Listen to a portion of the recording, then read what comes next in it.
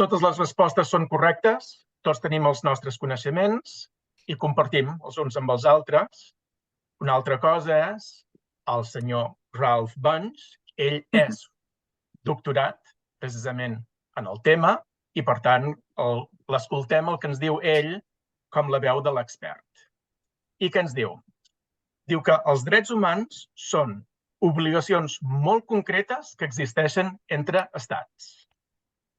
I on són aquests drets humans? Doncs es van declarar en dos llocs. Primer, a la Carta de les Nacions, el 1945, i que en parlarem amb una miqueta més de detall d'aquí un moment, i dos, en els pactes fundacionals, en anglès, de UN Charter i de International Covenants.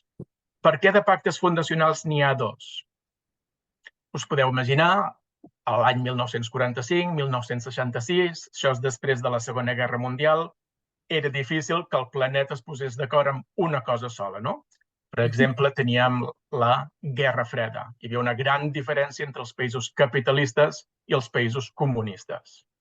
I precisament amb això és amb el que jo m'hi fixo. Si mireu, un és el ICCPR, ICS. Les primeres dues lletres ja ho veiem. International Covenants, això no ens ajuda a distingir l'un de l'altre. És després. El CP i el SC és on jo m'hi fixo per veure amb quin estem parlant. Concretament, el CPR es refereix al Civil and Political Rights. Per mi, jo ho intento recordar amb CP per capitalista. I el segon, que parla del Economic, Social and Cultural Rights, jo m'hi fixo més amb el socialista comunista. Per tant, hi va haver, en general, països que van signar aquest més aviat capitalista perquè entenien els drets humans com coses, per exemple, el dret a la vida, la llibertat d'expressió, la llibertat de religió, la llibertat de vot, mentre que hi havia altres països que deien no, els drets humans no van per aquí. Els drets humans és que el govern ajudi a la gent a que tingui un sostre, que puguin alimentar-se. Per tant, a la Xina els governs ajuden tant com poden a la gent a que tinguin vivenda. Als Estats Units no, si vols una vivenda te la compres tu. Ara, als Estats Units pots parlar tot el que vulguis. A la Xina no. Si parles i dius coses que el govern no vol, tindràs problemes. Això és interessant perquè separa una miqueta el món, tot i que són les Nacions Unides, en realitat hi ha dos grans blocs dintre. El que és curiós, i en parlarem d'aquí un moment una miqueta més, és que hi va haver països que van signar-los tots dos.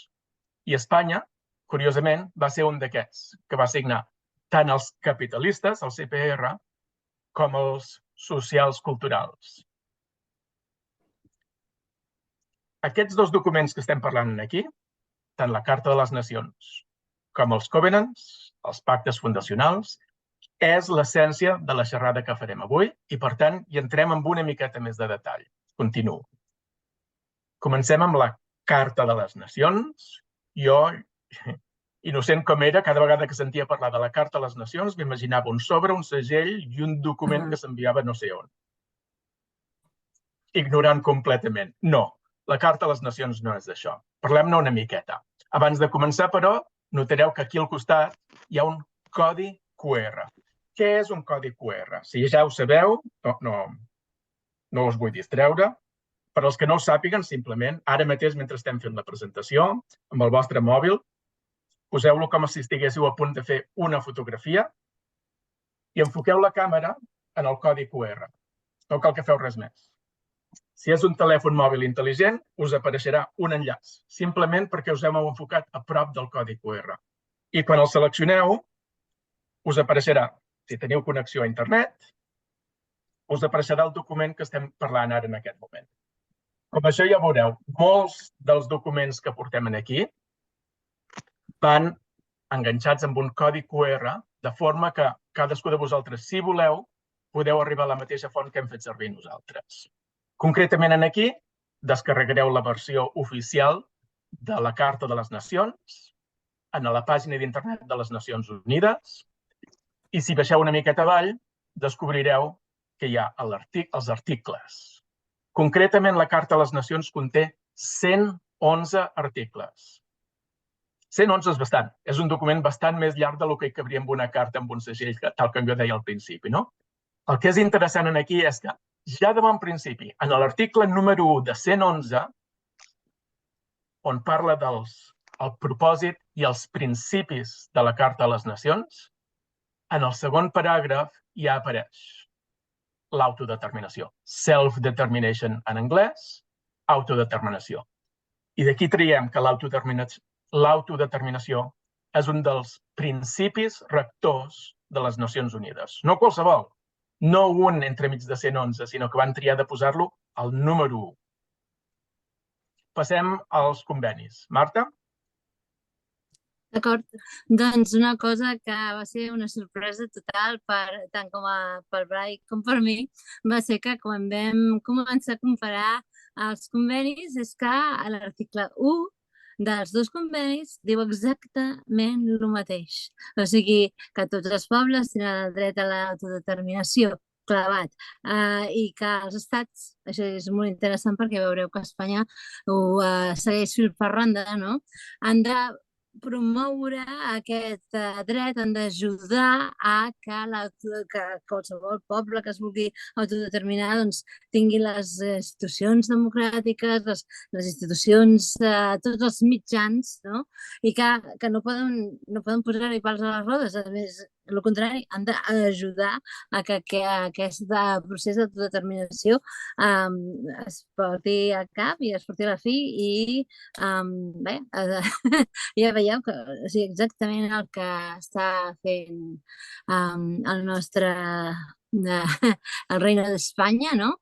Però el més important d'aquí és bàsicament que amb dos convenis que difereixen tant entre els punts bàsics d'ells, no? El primer article és clavat, és idèntic i parla sobre el dret a l'autodeterminació. Molt bé. Quan jo vaig participar en aquesta presentació de la UMPO, vaig aixecar la mà i vaig dir no m'ho crec. No em crec que Espanya hagi signat aquests dos convenis. On te comprovo jo? Ensenya'm a mi que això és cert, que Espanya això ho ha signat 2 vegades. I molt bé, el doctor Ralph Bunche em va passar un enllaç, et porten a aquesta pàgina, vosaltres ho podeu veure directament amb el codi QR que us adjuntem, i aquí et diu, efectivament, un cop estigueu dintre de les Nacions Unides, seleccioneu el país, concretament Espanya, però si voleu podeu fer qualsevol país de les Nacions Unides, en aquí apareixerà en el llistat, i per al tema d'Espanya, aquí apareix. El CPR, el capitalista que dèiem abans, Espanya el va signar el 76 i el va ratificar el 77. I en el cas del Economic Social, exactament el mateix, signat el 76 i ratificat el 77.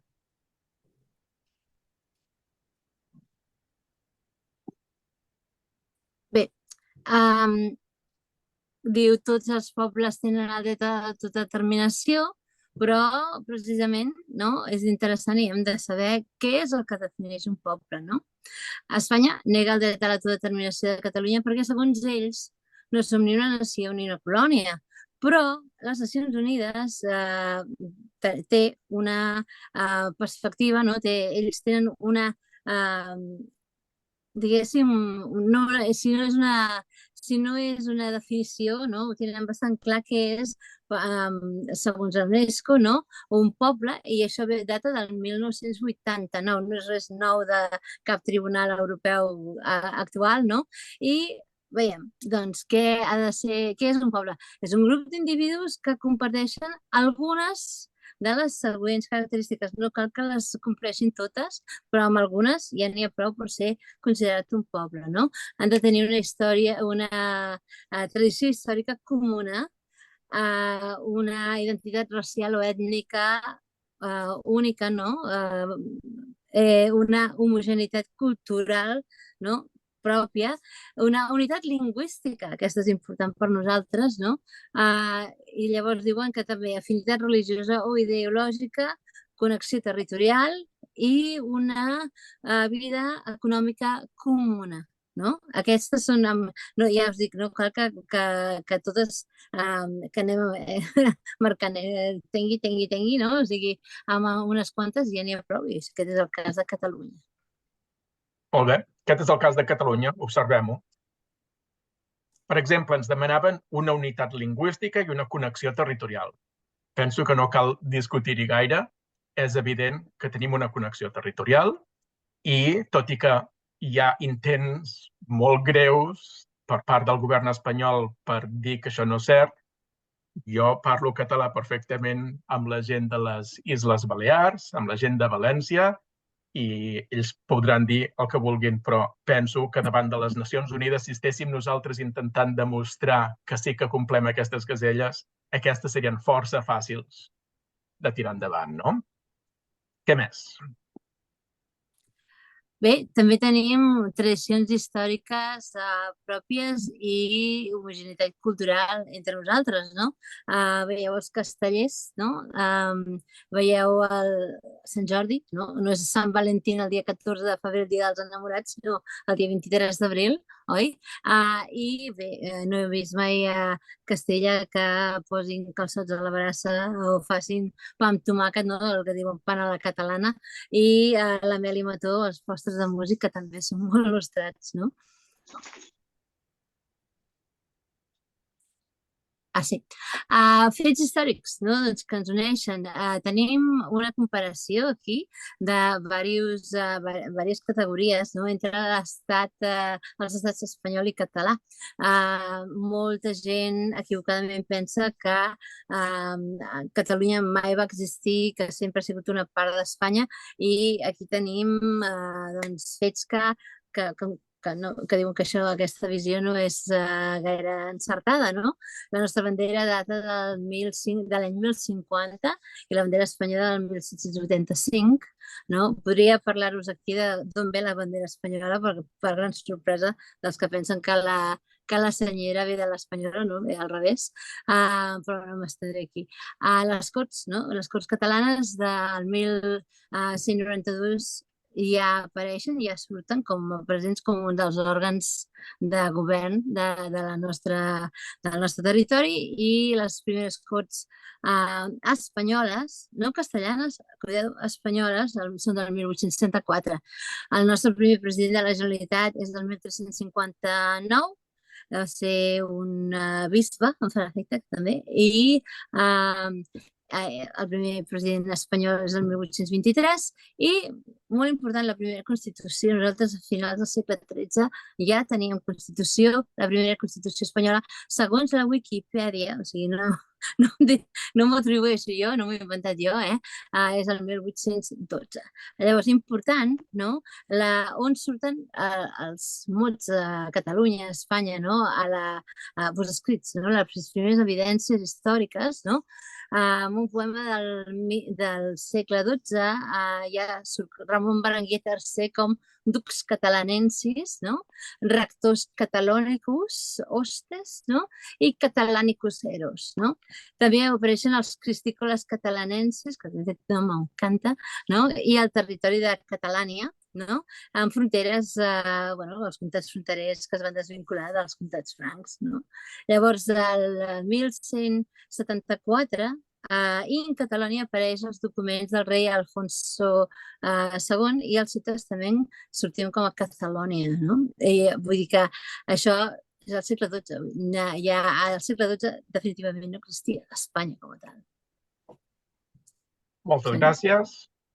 Fem una pausa aquí per revisar el que hem vist fins ara. A la gent que s'ha incorporat tard, benvinguda a la presentació. Tenim previst que duri aproximadament una hora. Si teniu preguntes, endavant, feu servir el xat i al final intentarem respondre tantes com puguem. Què hem vist fins ara?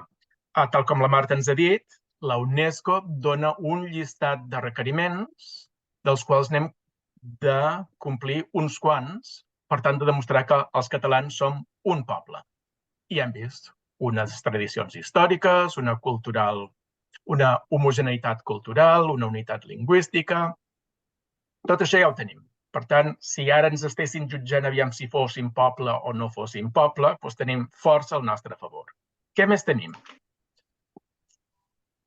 Els catalans volem un procés democràtic. En aquí la imatge, per exemple, esteu veient gent que està de camí cap al referèndum.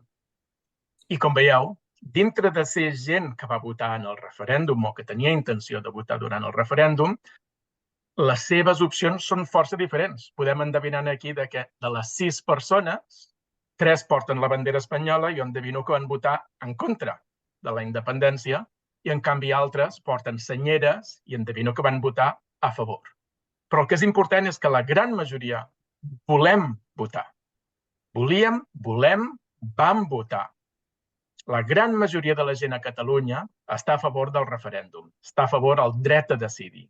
Fins i tot, el 2014, l'agència de notícies d'Anglaterra, la BBC, ja va penjar un article on deia que segons els seus sondejos, el 80% dels catalans estan a favor d'un referèndum.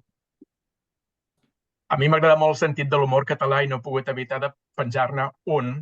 Us recordareu, això ve des del 9 de novembre, on fèiem la campanya de votar és normal en un país normal. I personalment jo trobo molt graciós el fet de que la paraula país recalquessin el sí, si ho llegeixes correctament, tot i que diem el dret a votar, però que a més també volem així dir, especialment si votes a favor del sí. Exactament igual que el fotògraf que va fer aquesta fotografia, si us hi fixeu, es va esperar just al moment que aquestes noies caminaven al costat d'una pintada que deia sí, a favor de la independència, sí, a favor del referèndum, però així és més encara si voteu a favor, oi? Doncs tot això són coses que nosaltres diem. Si ara mateix hi hagués un jutge que ens està intentant, bueno, sí, tot això són el que dieu vosaltres, però què diuen els altres? Observem-ho. Des de la resta de la península, què és el que diuen ells? Escoltem-ho.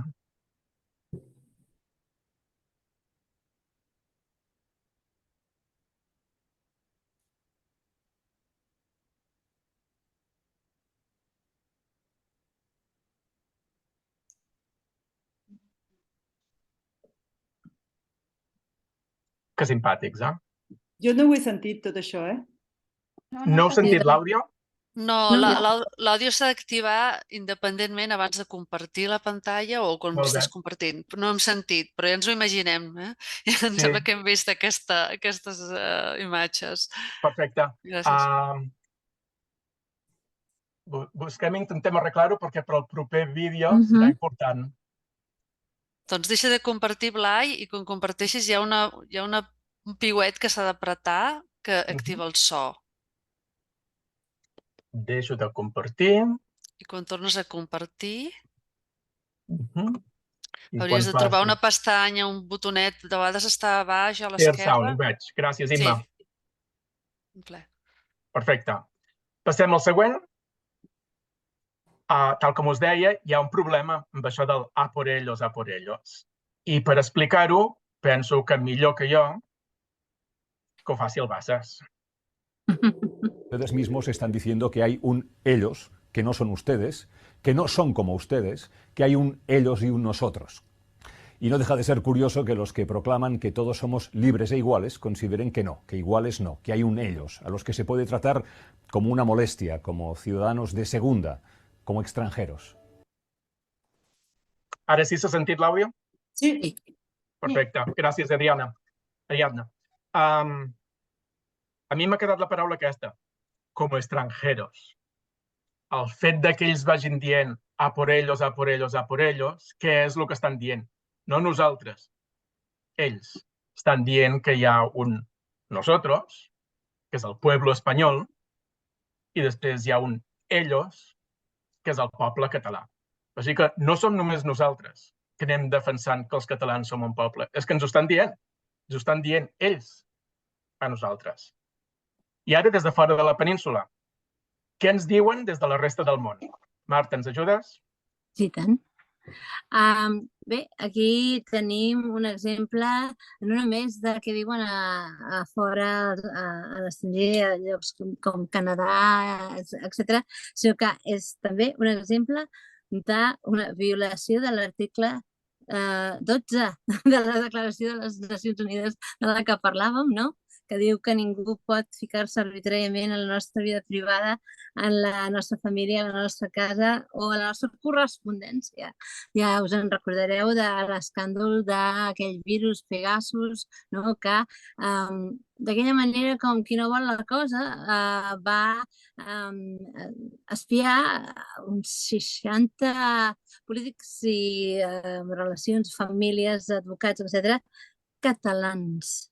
No catalans i extremenys i aragonesos, no, catalans. O sigui que si això no era fet a propòsit, bueno, o sigui, sembla que, vaja, no tenen gaires arguments per contrarrestar-ho, i que el fet que el Pedro Sánchez i la seva ministra de l'Exèrcit, la Margarita Robles, també haguessin sigut espiats, sembla una excusa bastant pobra, no?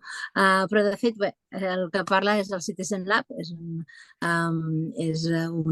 organització internacional, no? Ha identificat aquests 65 individus, no? Que cada president català des del 2010 ha tingut aquest virus, ha estat objectiu d'aquests atacs, no? I que el Citizen Lab no pot atribuir aquestes operacions a cap entitat, però que les proves circumstancials apunten a que els responsables són les autoritats espanyoles.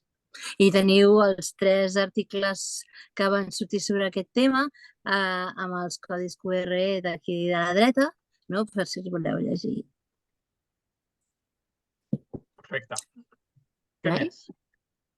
Que ve des d'una altra notícia de la premsa internacional que ens arriba des d'Europa, concretament del Tribunal de Justícia de la Unió Europea, que parla de les preliminars que el jutge Llarena va demanar,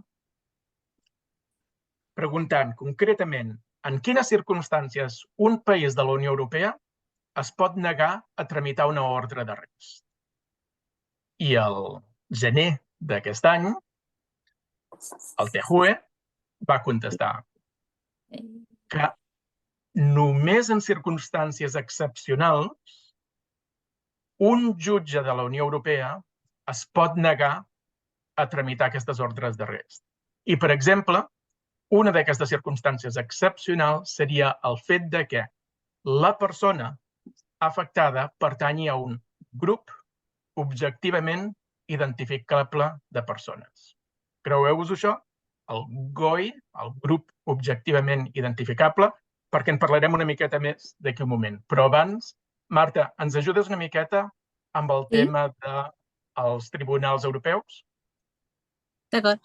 Jo no sé vosaltres, però jo cada vegada que llegeixo notícies sobre que els casos dels polítics catalans, això, a Europa, em faig un embolic amb els tribunals i ja no sé qui fa què i on estan, no? Per tant, aquestes 2 diapositives que segueixen és un intent personal, però també us convido que si teniu la mateixa situació que jo, que els aprofiteu, no? Primer comencem per el Tribunal Europeu dels Drets Humans, que té un edifici superxulo, no? Aquí, no? Es va fundar el 1953 té la base a Estrasburg, i depèn del Consell d'Europa. Clarament, això no és de la Unió Europea, és del Consell d'Europa. El Consell d'Europa el crea un Consell de Ministres, que són els ministres d'Afers Estrangers dels estats que participen amb les Nacions Unides, etc., perquè aquest tribunal es dedica a jutjar temes de violacions del conveni de les Nacions Unides amb els drets humans, no? I aquí s'hi poden adreçar persones i organitzacions que es consideren víctimes d'un estat membre que incompleix el tractat en un punt o en un altre, no? Els casos que nosaltres relacionem són, per exemple, el cas del Valtònyc, que ja ha tornat a casa, no? Els expresos polítics, aquí també hi ha el cas dels drets polítics del president Puigdemont i el Llarena el 2018 va demanar la suspensió de la seva condició de diputat al Parlament de Catalunya, no? I també altres demandes dels presos polítics quan se'ls va permetre prendre l'acte de diputat, etc. D'acord? Llavors, les Nacions Unides, no? Sabreu que ells fan informes, no? Comissions de no sé, de la infància, de refugiats, etc. No? I alguns d'aquests informes són vaja, ara són jurisprudència, són bàsicament doctrina. El primer és el del 2021, no? El primer important, perquè ja n'hi ha anteriors sobre les minories espanyoles, bueno, de l'estat espanyol, no? Els catalans, els gallecs i els bascs. Però bé, el 2021 aquest senyor, el Boris Cilevics, no? Va condemnar la repressió de l'estat espanyol envers els independentistes i el seu document, el seu informe, exigia l'alliberament dels presos, el retorn dels exiliats i una amnistia per la resta de perseguits. Aquest informe, perquè entengueu la importància que va tenir tant no només com va esdevenir doctrina, sinó per nosaltres, és que va ser el que va precipitar la concessió dels indults. Pedro Sánchez i companyia van dir que no, bueno, ells eren bona gent, que entenien, que llavors s'ho van atribuir amb ells mateixos, però va ser aquest informe que bàsicament es va quasi de dir o els hi dones tu l'indult o els hi donem nosaltres. No? O sigui, això es pinta molt malament internacionalment. Després, que era l'any següent, el 2022, la presidenta del tribunal, la Maria Pesinovic, perdoneu la meva pronunciació, va concloure un altre informe, no? Que defensar la independència pacíficament està emparat en la llibertat d'expressió, i la llibertat d'expressió és un altre dels drets fonamentals, no? Que tenim a tant a la declaració de les Nacions Unides com als pactes, no? I actualment, no? Aquest any la Cifra O'Leary, i aquest el pronuncio bé perquè me l'he buscat, no? A la internet, la Cifra O'Leary, que és l'actual presidenta del Tribunal Europeu de Drets Humans, va dir en una roda de premsa que informava sobre l'estat de les qüestions d'aquest tribunal, no? Que els casos catalans en són 15, però que han estat agrupats en 3 categories dins d'una carpeta. O sigui, han agafat i han fet un goi no només amb lletra, no només amb teoria, sinó amb pràctica, i els han ajuntat tots junts, no? Encara que fossin d'anys diferents o qüestions diferents, que són aquestes 3 categories, i va recalcar que són casos d'impacte. Això és molt important, no? I això, bàsicament, és el que pensa el Tribunal Europeu dels Drets Humans. Però una cosa molt important és que tot el que treuen aquests informes, totes les seves conclusions, no? I les declaracions, la jurisprudència europea és que els 2 tribunals, que ara veurem el Tribunal de Justícia de la Unió Europea, no? Ho comparteixen, s'ho passen. O sigui que el que va dir el Cilevics, segurament, va ser la base de moltes resolucions del Tribunal de Justícia de la Unió Europea. Blai, si pots passar la següent diapositiva, sisplau. Sí. Doncs aquest és l'altre tribunal, no? Aquests estan basats a Luxemburg des del 1952 i aquest sí que es tracta i la seva àrea d'acció és la Unió Europea. Aquest tribunal treballa amb la interpretació i l'aplicació del dret de la Unió Europea, no?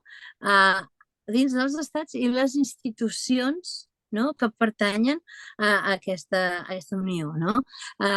Tenen diversos àmbits, no? Específics, com per exemple les qüestions prejudicials, recordem-los de Llarena, l'incompliment de tractats de la Unió Europea, anul·lacions d'actes legislatius i recursos per omissió. Aquests són bàsicament els àmbits més importants, no?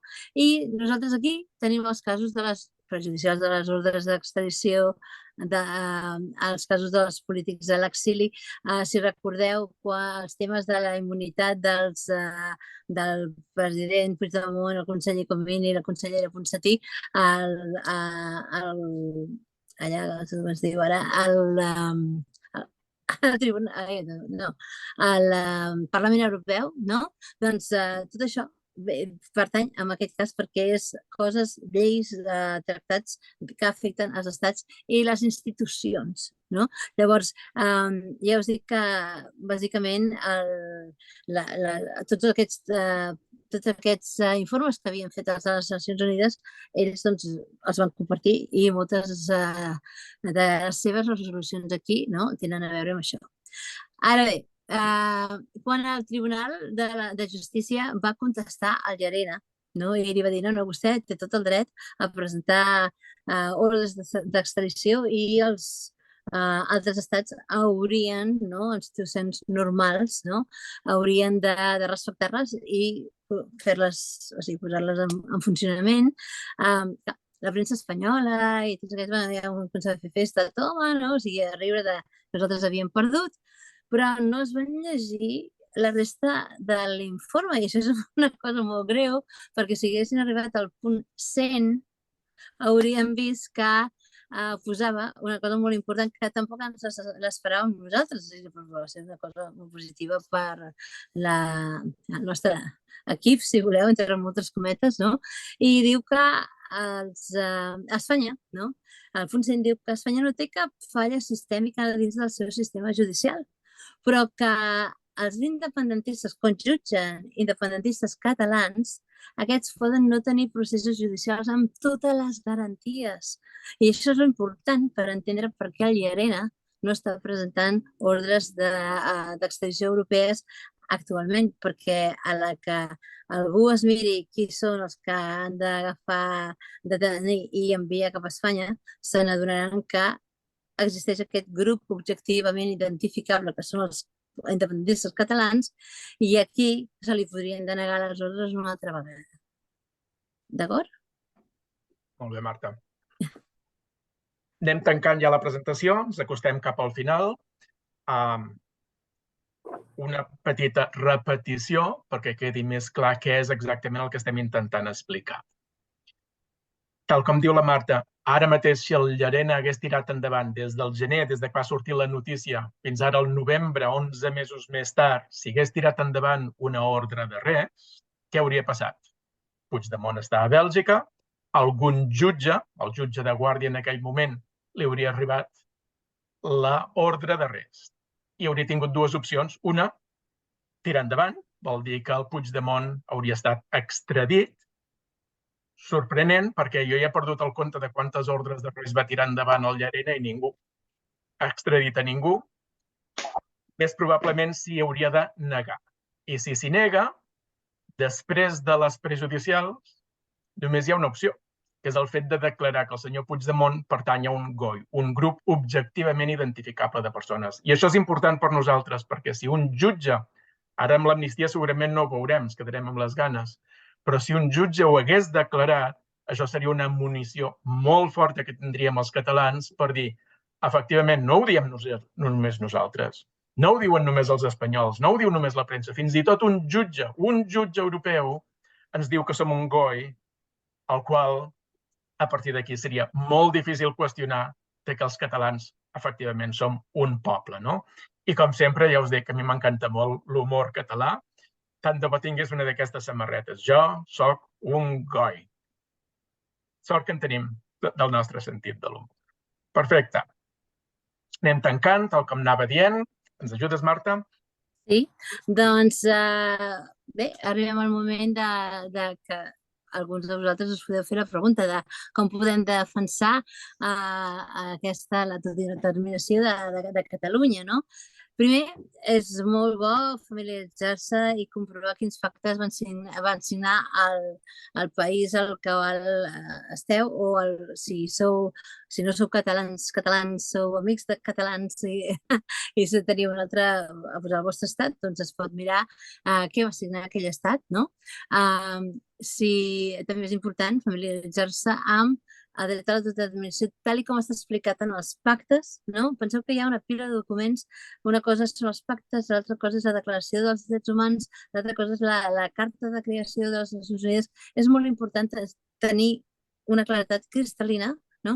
Què és què i què diu cada document. Es pot demanar reunions amb els vostres representants polítics, no? A la gent que se suposa que heu votat, no? I sí, doncs durant el temps, no? Expliqueu-los del tema de l'autodeterminació com a drets humans i que Espanya està violant aquest principi, no? I que no està respectant moltíssims dels drets, o sigui, ja us he explicat el dret a l'article 12, però també tenim el 15, el 9, el 10, o sigui, n'hi ha una pila, no en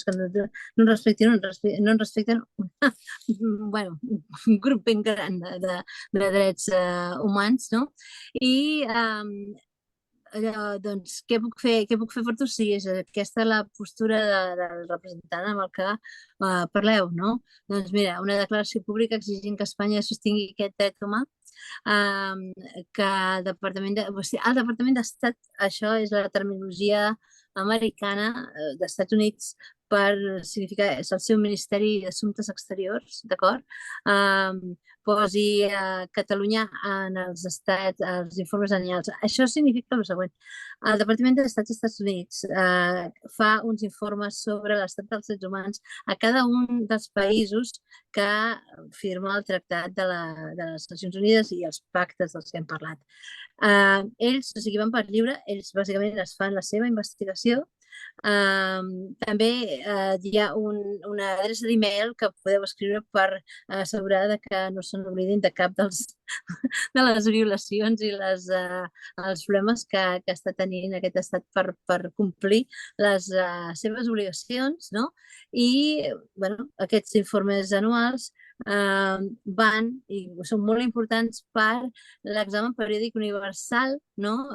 Que fa les Nacions Unides per veure doncs, també com es compleixen els drets, com va tot el que pertany al tema dels drets humans, no? A Espanya li toca aquesta revisió a l'any 2025 i no oblideu que les sessions de les Nacions Unides on es mira això són públiques. Hi podeu anar, hi poden anar les persones, hi poden anar les ONGs, les institucions, o sigui, pot anar-hi tothom.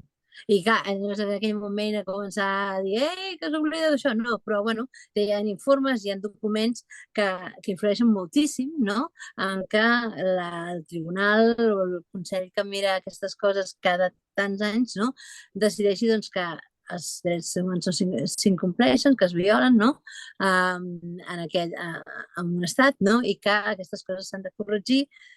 No tenim un exèrcit ni una policia d'aquest Tribunal dels Drets Humans ni de les Nacions Unides. Es confia en que els estats solucionin per ells mateixos, amb les seves institucions, però és realment, crec que és una vergonya que diguin que no es respecten els drets humans en el teu estat, en el teu país, no? I també es pot demanar al Consell d'aquesta gent que aquests polítics amb els que podríeu parlar haurien de tenir també entendre mecanismes i opcions que ells tenen dintre de la seva feina, no? Molt bé, gràcies, Marta. Què més podem fer que ja no sigui tant de tarannà polític si preferim altres activitats? Doncs, per exemple, aquesta mateixa presentació us donarem una manera de descarregar-vos-la. Aquesta informació que heu obtingut, compartiu-la amb tanta gent com pugueu, tothom que us vulgui escoltar. Podeu demanar l'ajuda d'Amnistia Internacional allà al país on estigueu vosaltres. Moltes d'aquestes eines no cal estar a Catalunya per tirar-les endavant. Es poden fer des de fora de Catalunya exactament igual. Busqueu altres organitzacions que lluitin per als drets humans. Contacteu amb personal acadèmic, per exemple, professors universitaris de dret internacional, i expliqueu-los aquesta informació. A lo millor us deixaran fer una presentació un dia en una aula. Reuniu-vos amb membres de l'UNPO, d'altres col·lectius, altres pobles que, com els catalans, també estem intentant ser independents. Intenteu formar coalicions amb ells i intenteu reclutar nous membres i encoratjar-los a que siguin més actius i que us donem uns exemples de activitats. Tal com deia, anem tancant ara ja. Com us he dit, aquí teniu el codi QR. Si voleu, aquesta mateixa presentació que heu vist, us en podeu descarregar una còpia en format PDF, que us servirà per seguir repassant. Dintre d'aquest PDF trobareu molts més QRs, que són totes les notícies que us hem anat compartint, tota la informació, si us podeu assegurar-vos de que us hem estat dient no és una opinió personal, sinó que està basada en dades que hem fet a la recerca.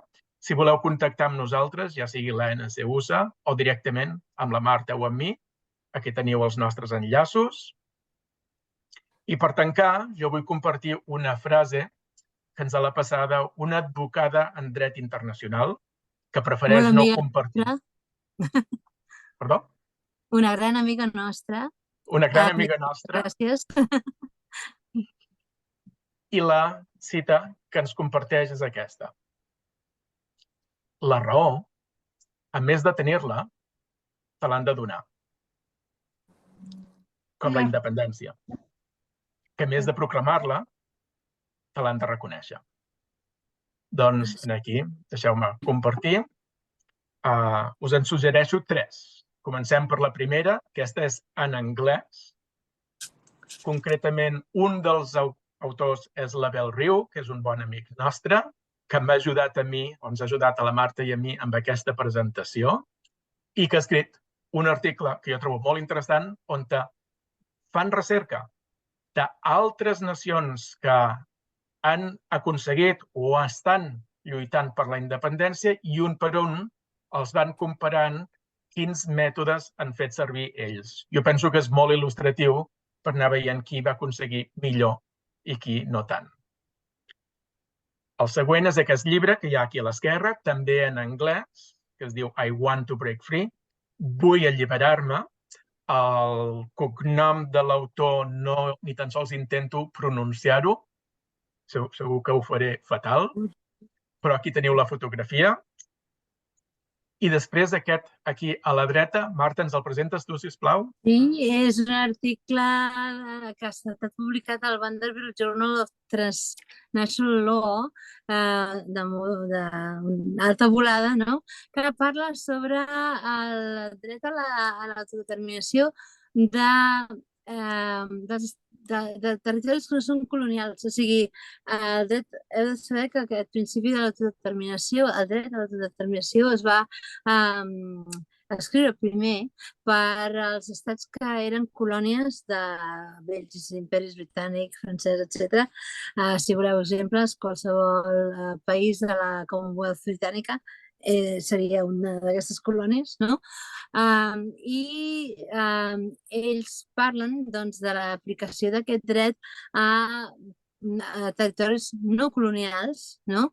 Que seria, per exemple, el nostre cas. I bé, o sigui, la interpretació, aquest article parla de que actualment i en el passat, no? Aquest dret de determinació ha sigut com un remei per a que acabin els abusos i les violacions dels drets humans en certs territoris. I explica també molt interessantment quina és com es projecta el futur d'aquest principi, i diu que potser, a part de ser un remei, un remei a casos de genocidi, de neteja ètnica, aquests que veiem a la televisió, aquestes atrocitats, que es podrà veure que possiblement s'invocarà amb el que en diuen violacions menors, com, per exemple, parla de coses que ens passen a nosaltres, temes culturals, temes de llengua, temes, etc., dels que coneixem nosaltres. I que tenen dos vessants, l'aplicació en casos més lleus, entre moltes cometes, i l'aplicació en base als principis liberals dels governs dels països actuals i en el futur. És interessantíssim i està superben documentat per a aquella gent que li agraden els temes de dret. les notes de peu de pàgina a vegades se'ns mengen tota una pàgina. O sigui que té tot, allà no hi ha res que acabi allò un fil perdut perquè tot està superben documentat. És molt interessant, és un article francament interessant. Moltes gràcies. Simplement una correcció. Aquests dos que esteu veient ara a la pantalla, sí, que jo sàpiga, només existeixen en anglès i prou. Aquest es pot descarregar tant en anglès com en català, fent servir aquest codi QR que esteu veient a la pantalla. Perfecte.